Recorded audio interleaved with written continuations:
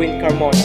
Ako'y nagtataka sa lugar ng Kamaynilaan, dahil ang sabi nila ang buhay dito'y marangyat may kalayaan. Nang namulat ang aking mata't lumawak ang kaalaman, may gulo dito, may gulo dun, at halos yun puro mga kabataan. Nang aking napagtanto kung ba't ganito ang naging kapalaran, kailangan pala sumabay ka sa agos para di ka mapag-iwanan, at lakas upang mapunan ang bawat kalam ng kanyang pamilya.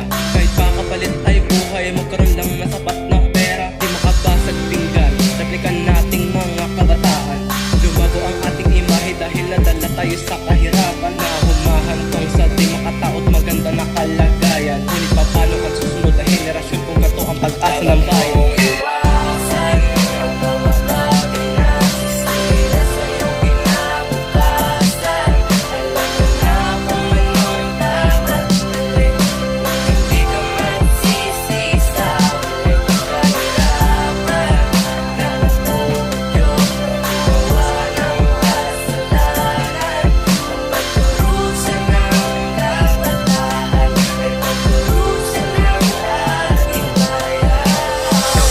Ang mga araw tila pa ay lumala.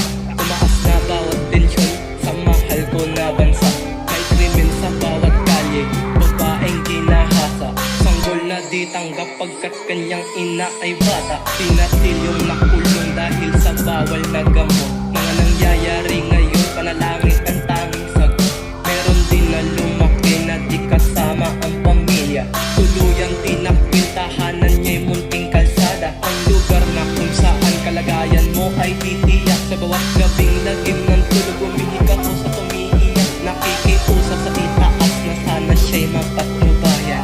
Ama, kayo nang bahala sa mga bata sa lansangan. Alam ko pong hindi ligtas at ibiro ang gantong kalagayan. Naway magkapos na ang paghihirap namin mga kabataan.